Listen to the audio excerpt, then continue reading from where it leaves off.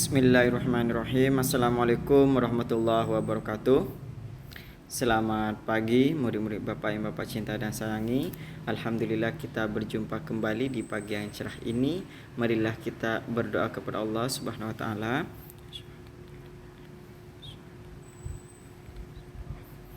Mudah-mudahan Allah selalu memberikan keselamatan kepada kita, memberikan kesehatan kepada kita. Semoga yang sakit Allah cepat angkat penyakitnya, semoga yang sehat semakin sehat.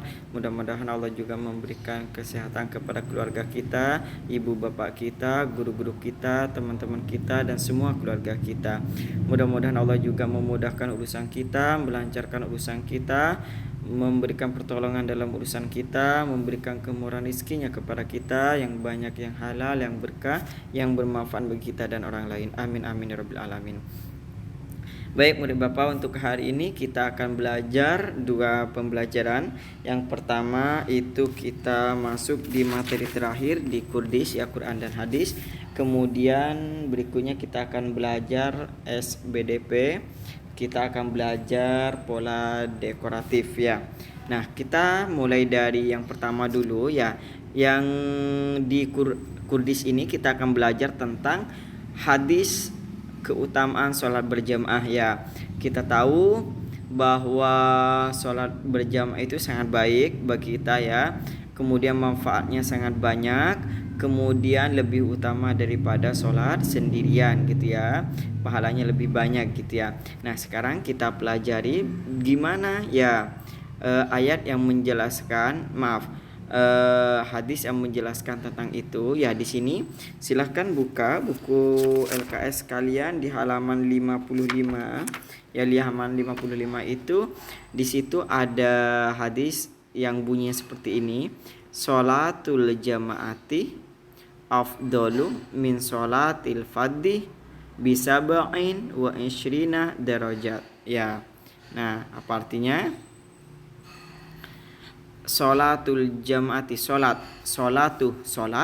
al jamaati berjamaah ya, afdalu lebih utama, min sholatil fadhi dari sholatil fadhi sholat sendirian, bisab'in wa ishrina dengan 27 ya, derajat 20 dan 7, bisab'in wa ishrina ya 27 derajat ya. Di sini artinya sholat berjamaah ya lebih utama daripada sholat sendirian, bisab'in wa ishrina derajah, dengan ya pahala 20 derajat. Jadi bagi orang yang sholat berjemaah, Allah janjikan pahala mereka berlipat ganda menjadi 27 derajat. Apakah berarti tidak boleh sholat sendirian, Pak? Bukan tidak boleh ya, tapi lebih baik kalian berjamaah. Yang suami istri berjamaah di rumah ya, kalau memang kalian yang suami tidak mau ke masjid ya, ataupun jauh jaraknya, tapi lebih baik ke masjid. Bagi yang laki-laki, bagi yang perempuan ya kalian berjamaah dengan anaknya ya, anak-anak perempuannya. Kemudian bagi suami mengajak anak laki-lakinya ke masjid gitu ya. Nah kalau memang ada halangan seumpama seperti hujan, boleh kerjakan berjamaah di dalam rumah beserta sang istri gitu ya. Oke. Berikutnya kita akan belajar tentang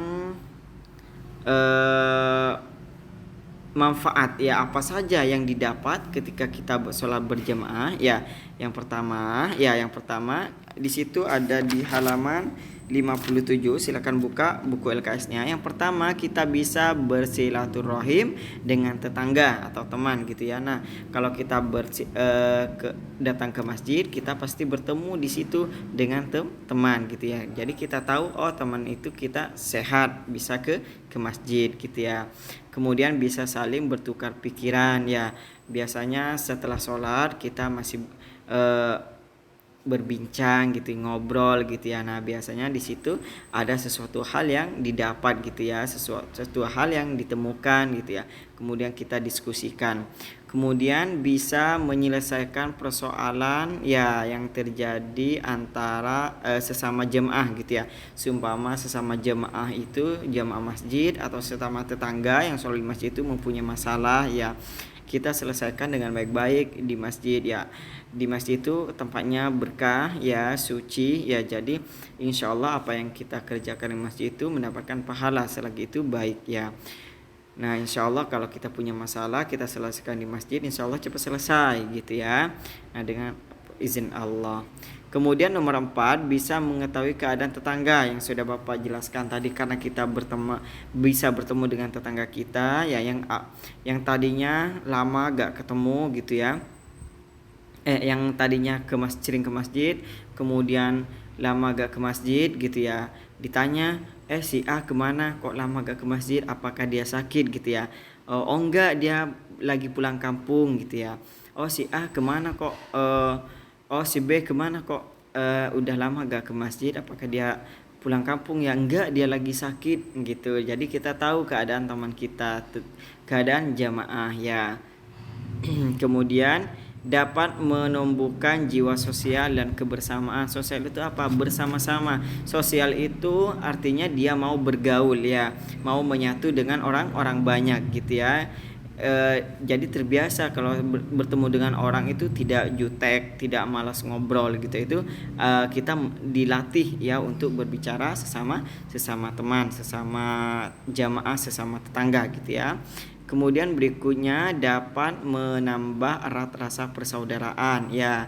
Pasti itu ya, karena kita selalu bersama, kita selalu ngobrol, pasti kebersamaan kita semakin kuat. Kemudian menumbuhkan rasa kasih sayang dan tolong menolong ya. Kalau teman kita lagi sakit, kita jenguk, kita kasih apa gitu ya. Kemudian kita patungan ya, kasih gitu ya. Itu menumbuhkan rasa tolong menolong kita ya. Kemudian dapat meningkatkan kedisiplinan ya. Disiplin itu apa Pak? Tepat waktu ya. Kalau sholat di masjid itu, kalau mereka Allahu Akbar masih main, tapi dia mau berniat untuk sholat berjamaah ya, semua duhur mereka masih di jalan main gitu ya, tidak terburu-buru, maka dia akan telat sholat berjamaahnya. Kemungkinan dia di masjid akan sholat sendirian gitu ya, tidak bergabung sholat jamaahnya gitu ya. Tapi kalau disiplin itu tepat waktu ya. Nah sholatnya itu kalian tepat waktu gitu ya, karena salah satu pahala yang Allah berikan, kebesaran pahala itu salah satunya ketika kalian tepat waktu dalam sholat ya. Nah kalau kalian sudah dalam sholat itu tepat waktu gitu ya, maka yang lain akan mengikuti ya. Contohnya kalian belajar akan tepat waktu, mengerjakan tugas tepat waktu, tidur tepat waktu, tidak suka begadang gitu ya. Karena kalian berpikir kalau saya tepat waktu tidur, maka besok aktivitas saya akan berjalan dengan lancar insyaallah. Amin ya. Nah kemudian menumbuhkan rasa persamaan, tidak membedakan antara yang kaya dan miskin. Nah betul ya, di masjid itu tidak ada yang seperti itu ya. Semuanya yang ada datang ke masjid itu hanya berniat untuk beribadah kepada Allah. Dia tidak ingin mencari celah atau kesalahan orang lain ya. Di masjid itu tidak ada yang seperti itu. Kalau mau yang seperti itu jangan datang ke masjid, datanglah ke warung gitu ya. Di warung itu banyak tempat seperti itu ya biasanya ya. Tapi janganlah di masjid, tidak boleh mencari kesalahan atau celah orang lain, itu bukan tempatnya kalau di masjid ya. Kemudian yang terakhir, menjadi sebab diampuni dosa ya. Salah satunya Allah mengampuni dosa kita itu dengan cara sholat ya. Kemudian sholat lebih baik sholat berjamaah, insyaallah Allah akan mengampuni dosa-dosa kita. Amin amin ya rabbal alamin. Baik, itu saja untuk materi Kurdis. Silakan sebagai latihan menulisnya kalian tulis Arabnya ya. Salatul jamaati afdalu min salatil fardhi bisab'i wa isyrina derajat ya. Derajatan ya, kalian silakan tulis di buku catatannya sama artinya ya. Kemudian usahakan hafalkan ya, karena nanti bisa jadi praktek untuk Kurdis ini hafalan ya, minggu depan atau minggu kapan pertemuan berikutnya gitu ya. Hafalkan, siap-siap saja gitu ya. Kemudian kita masuk di seni rupa dalam karya dekoratif. Nah, dekoratif itu apa, Pak? Dekoratif itu mendekor, mewarnai atau menggambar gitu ya. Nah, dekoratif itu merupakan karya tulis ya atau lukisan yang menggabungkan beberapa unsur ya. Unsur apa saja, Pak, yang digabung? Yang pertama itu ada garis, kemudian ada bidang, kemudian ada warna, ada ruang dan tekstur gitu ya. Nah, contohnya kalau garis ini seperti ini ya. Garis ini ada garis lurus, ada garis mendatar gitu ya, atau horizontal, kemudian vertikal ke atas, kemudian ada garis miring, ada garis melengkung gitu ya, seperti yang ada di sini ya. Di buku paket kalian itu di halaman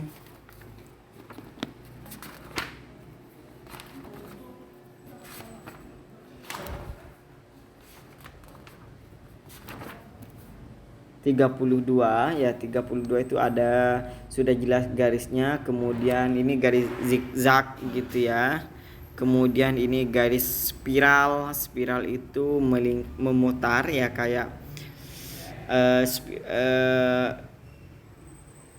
hewan seribu kaki gitu ya. Kemudian ada garis bergelombang, gelombang ombak gitu. Nah, dia bergelombang gitu ya. Kemudian berikutnya itu garis ya. Kemudian sekarang bidang. Bidang itu apa, Pak? Bidang itu gabungan dari garis yang berbentuk sebuah bidang ya. Garis itu digabung. Nah, contohnya garis lurus digabung ada 3 menjadi segitiga. Kemudian garis apa ini namanya, melengkung digabung menjadi garis lurus menjadi layang-layang gitu ya, atau jajar genjang. Kemudian garis sejajar itu digabung dengan garis horizontal sama vertikal ya, 2 menjadi persegi 4 gitu. Nah, garisnya itu digabung. Nah, itu namanya bidang ya, garisnya digabung ya. Kalau garis itu gabungan dari beberapa titik ya. Kalau garis itu gabungan dari beberapa titik ya. Titik titik titik titik kemudian ditarik menjadi garis ya. Kalau bidang gabungan dari beberapa garis ya yang berbentuk sebuah bidang atau ini kayak segitiga gitu ya. Bidang segitiga, kemudian segi 4 atau layang-layang gitu ya. Nah, berikutnya ini ada warna ya. Warna itu apa, Pak? Warna itu apa ya? Warna itu yang memperindah gitu ya, memperindah gambar ya, atau dapat menyentuh perasaan atau mempunyai arti ya gitu ya.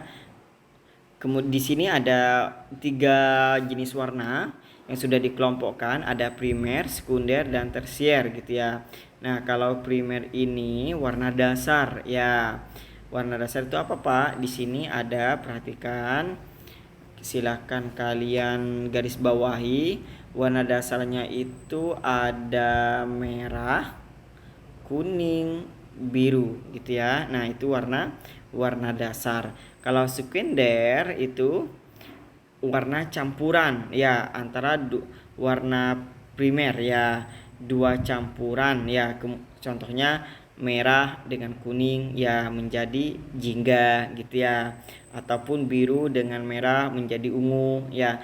Kalau sekunder itu ya warna primer, 2 warna primer digabung, dicampur gitu ya. Kalau kalian pengen semua warna ungu itu tidak bisa jadi ungu, kalian harus mencampur warna primernya ya. Warna primer yang harus dicampur adalah biru dan merah menjadi ungu gitu ya. Kemudian seumpama hijau berarti kuning dan biru gitu, itu jadi hijau.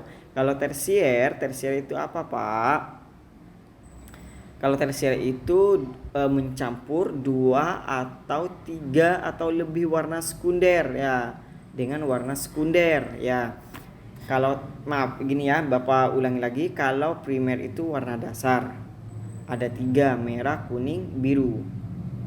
Kemudian kalau sekunder itu menggabungkan 2 warna primer gitu ya.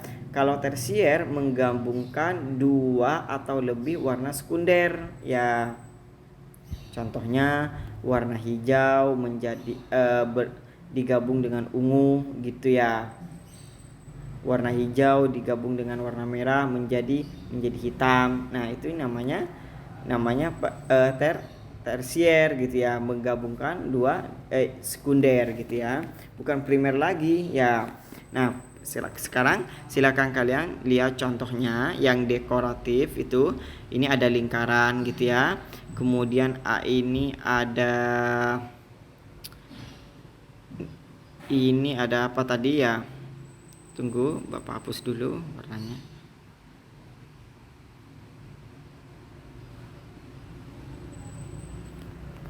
Ini ada lingkaran, kemudian ini ada spiral ya. Kemudian ini ada bentuk gabungan dari garis lengkung menjadi dan garis lengkung gitu ya. Jadinya seperti ini ya. Kalau garis lengkung digabung dengan garis lengkung ya. Jadi seperti ini. Kemudian ada spiral gitu ya. Kemudian ada segitiga gitu. Nah, itu bisa kalian warnai juga gitu ya. Nah, itu merupakan beberapa contoh gambar dekoratif. Nah, itu saja untuk materi hari ini.